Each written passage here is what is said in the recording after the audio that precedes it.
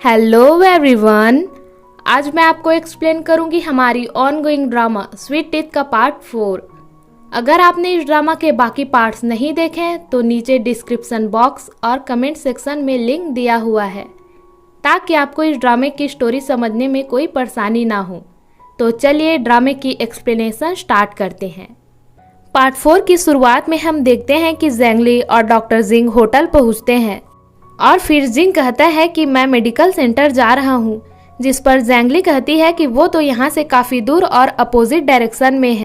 और फिर ज़ेंगली जिंग को अपना स्कार्फ और स्वेटर पहनाते हुए कहती है कि आप यहीं रुकना, मैं अभी आ रही हूँ। और फिर ऊपर जाकर अपनी कलीग के पास से एक छाता, स्कार्फ और मेडिसिन लेकर आती है, पर तब तक जिंग वहाँ से जा चुका होता है। ज़ेंगली को डॉक्टर जिंग की काफ़ी चिंता हो रही होती है तो वो अकेले जिंग को खोजने के लिए जाती है और वही रेडियो वाली स्टोरी याद करके काफ़ी डर भी रही होती है।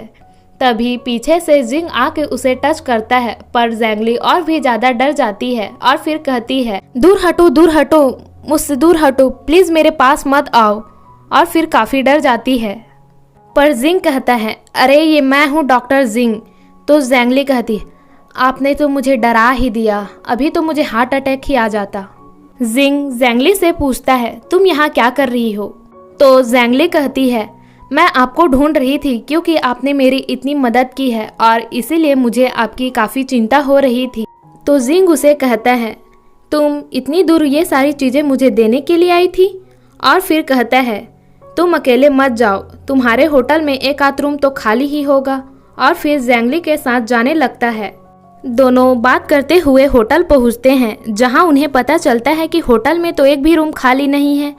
तो ज़ेंगली जिंग से कहती है आपको फीवर है तो आप मेरे साथ मेरे रूम में चलो, क्योंकि ईई आने वाली थी और वो नहीं आई तो उसका बेड खाली है। और फिर वो जिंग को अपने साथ अपने रूम में ले जाती है। तभी ज़ेंगली के रूम के पास उसकी कलीग आती है और वो ज़ेंगली को रूम का दरवाज़ा खोलने के लिए कहती है, पर ज़ेंगली गॉसिप होने के डर से जिंग और उसके सारे सामान को ब्लैंकेट के अंदर छिपा देती है। और फिर थोड़ी देर बाद दरवाज़ा खोलती है तो उसकी कलीग कहती है तुम्हें दरवाज़ा खोलने में इतना टाइम क्यों लगा, क्या कोई रूम के अंदर है?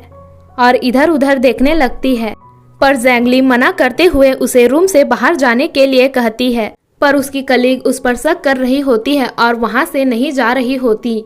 तो ज़ेंगली उसे यकीन दिलाने के लिए ब्लैंकेट ओढ़कर सो जाती है और फिर उसकी कलीग को वहाँ से जाना ही पड़ता है। जिसके बाद ज़ेंगली जिंग से कहती है क्या आप ठीक हो? पर जिंग कुछ भी जवाब नहीं देता तो ज़ेंगली काफ़ी डर जाती है और उसे सीपीआर देने लगती है, क्योंकि ज़ेंगली को लगता है कि जिंग मर गए हैं। थोड़ी देर बाद जिंग आंखें खोलता है तो ज़ेंगली कहती है आपने तो मुझे डरा ही दिया था। जिसके बाद वो अपने बेड में चली जाती है और सोने का नाटक करती है, पर जिंग उसकी तरफ देखकर स्माइल करते हुए उसे गुड नाइट बोलता है और फिर वो भी सो जाता है। देन हमें हॉस्पिटल का सीन दिखाया जाता है, जहां ईई से मिलने हावरान आता है, जो कि उसके लिए खाना लाया होता है, जिसे देखकर ईई कहती है इतनी हाई कैलोरी का खाना खाने से मेरा वजन बढ़ जाएगा। तो हावरान उसे ललचाता है तो ईई भी वो खाना जल्दी से खाने लगती है। अभी वहाँ डॉक्टर आकर कहते हैं ईई तुम्हारे डैड बिल्कुल ठीक है। ये सुनकर ईई काफ़ी खुश हो जाती है। आगे बढ़ने से पहले अगर आपने हमारे चैनल डिम्पल ड्रामा को सब्सक्राइब नहीं किया है तो जल्दी से सब्सक्राइब करके बेल आइकन को भी प्रेस करो गाइस, ताकि हमारी न्यू वीडियोस की नोटिफिकेशन आपको मिल सके। और अगर वीडियो पसंद आ रही है तो वीडियो को लाइक, कमेंट और शेयर भी कर दीजिएगा। Thank you.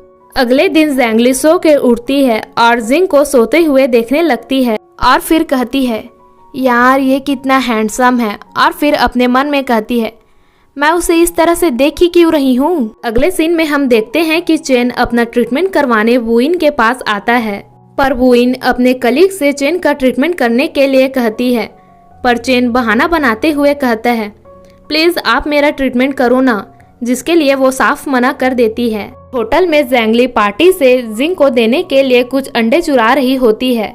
तभी उसकी कलीग आकर उसका हाथ पकड़ लेती है और कहती है तुम किसके लिए ये सब ले जा रही हो, तुम्हारे रूम में कोई है क्या?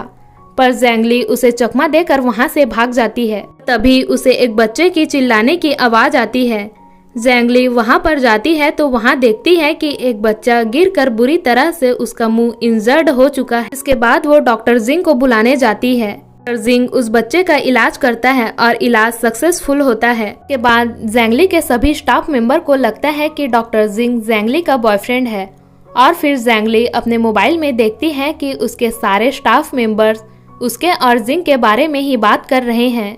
उसकी एक कलीग ज़ैंगली के पास आकर पूछती है, क्या तुम दोनों फ्यूचर में शादी करोगे? तभी जिंग को कॉल आता है और फिर वो ज़ैंगली से कहता है कि मेरी फैमिली यहाँ पर आ चुकी है और फिर कहता है ज़ैंगली मेरा कोट।